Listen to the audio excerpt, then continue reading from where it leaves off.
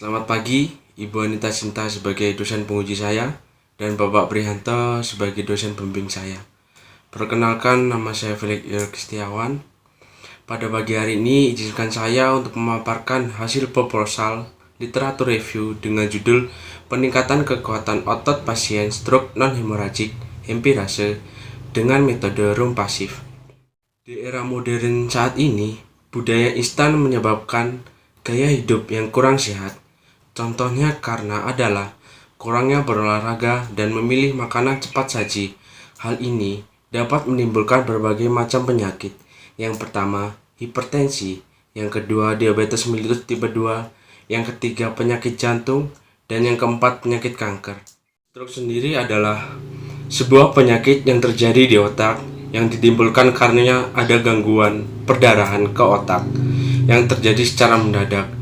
Hal ini dapat menimbulkan suatu kelumpuhan anggota gerak. Pada tahun 2018, penderita stroke di Jawa Tengah yaitu 11,2% atau sekitar 242.000 yang menderita stroke dan menempati peringkat 10 di Indonesia. Menurut Kementerian Kesehatan Republik Indonesia, tahun 2018, Temanggung memiliki penderita stroke berjumlah 16,3% atau sekitar 14.000 yang menderita stroke. Lanjut ke penata laksanaan stroke. Penata laksanaan stroke dibagi menjadi dua, yaitu ROM aktif dan ROM pasif. ROM aktif sendiri adalah latihan yang dilakukan oleh semua pasien yang dirawat dan mampu melakukan ROM sendiri dan kooperatif. Dan latihan ROM aktif ini dapat meningkatkan kemandirian serta meningkatkan kekuatan otot dan daya tahan. Dan yang kedua, ROM pasif. Latihan ini biasanya digunakan pada pasien semi koma, usia lanjut, ataupun tidak sadar. Dan manfaat dari latihan pasif sendiri yaitu mencegah atau memperburuk kapsul sendi dan kontraksi sendi. Metode penelitian ada 3 macam. Yang pertama, pendekatan atau desain.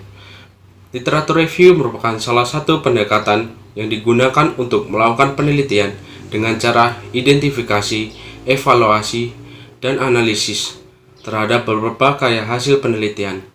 Yang kedua, fokus study. Literatur review menggunakan prosedur yaitu latihan range of motion pasif awal terhadap peningkatan kekuatan otot pada pasien stroke non-hemorrhagic. Dan yang ketiga adalah definisi operasional. Definisi operasional stroke non-hemorrhagic adalah salah satu penyakit yang timbul akibat gangguan fungsi otak yang disebabkan karena adanya sumbatan pada pembuluh darah, sehingga mengakibatkan penurunan atau terhentinya aliran darah ke otak. Yang kedua, latihan range of motion adalah suatu latihan gerak sendi yang memungkinkan kontraksi pada otot yang kaku disertai teknik relaksasi. Yang ketiga adalah kekuatan otot. Kekuatan otot adalah kemampuan untuk menggunakan tenaga maksimal dan untuk mengangkat beban. Dan selanjutnya, metode pengumpulan data.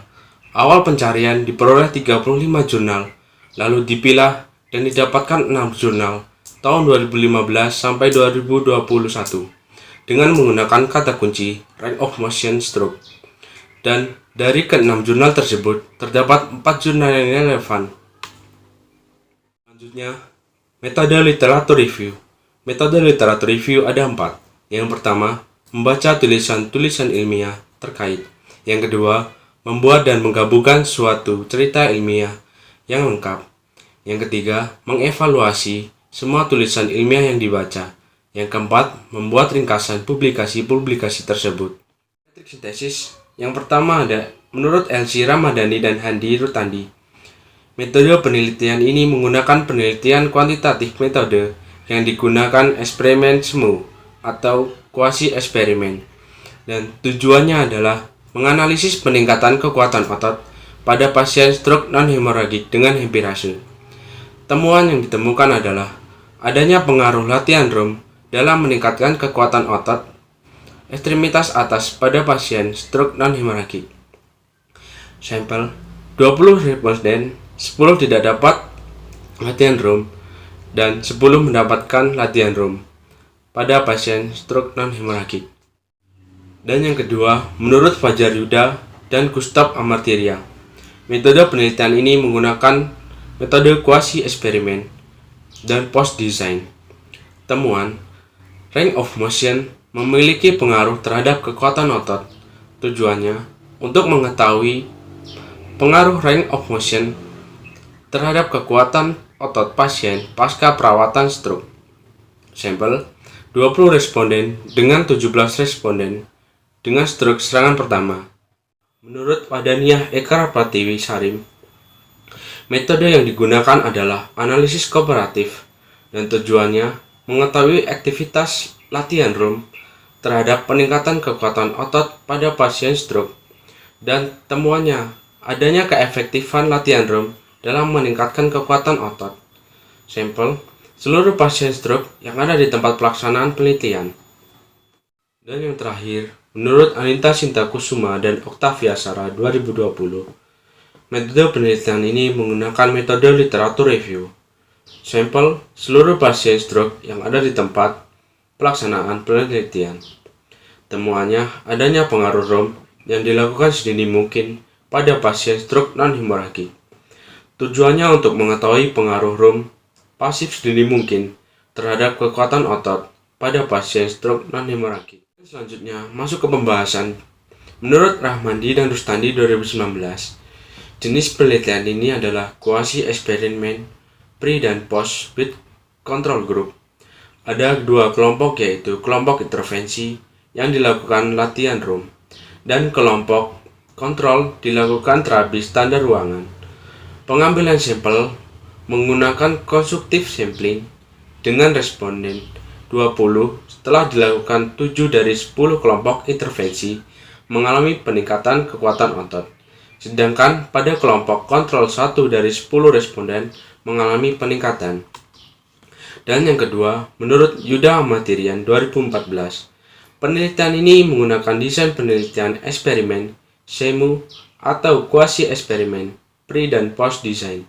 Teknik pengambilan sampel yaitu konstruktif sampling. Penelitian berjumlah 20 orang. Setelah dilakukan intervensi room, terjadi perbedaan peningkatan kekuatan otot pada responden dari hari ke-1 dengan hari ke-28.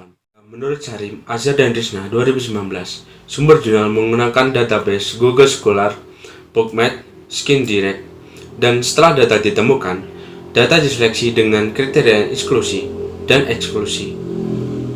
Dan hasil tersebut memberi kesimpulan latihan room efektif dilakukan dalam meningkatkan kekuatan otot pada pasien stroke.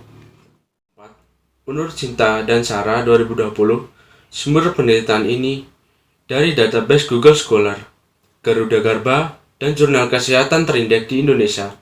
Terdapat 4 jurnal utama yang dipilih. Peneliti mengevaluasi kesesuaian topik, validasi jurnal, dan fokus studi, dan membuat ringkasan dalam tabel. Dapat disimpulkan bahwa latihan room dapat meningkatkan kekuatan otot dan harus dilakukan sedini mungkin. Penulisan karya tulis ilmiah dapat ditarik kesimpulan. Setelah dilakukan literatur review pada keempat jurnal tersebut, didapatkan hasil adanya pengaruh peningkatan kekuatan otot pada pasien stroke dan maka dapat disimpulkan terdapat pengaruh room pasif dalam peningkatan kekuatan otot pada pasien stroke non-hemoragik hemipirase di samping pemberian obat. Dan saran, dengan kekurangan yang telah dilakukan penulis dalam melakukan literatur review ini, diharapkan untuk memperhatikan teori terlebih dahulu sehingga tidak melakukan kesalahan sama. Dengan membaca literatur review ini, selanjutnya bisa lebih teliti dan menjadi pengembangan ilmu pengetahuan selanjutnya. Dapat menjadi alternatif bagi perawat dalam meningkatkan kekuatan otot pada pasien stroke non-hemoragik hemipirase di samping pemberian obat-obatan. Demikian hasil pemaparan proposal literatur review saya.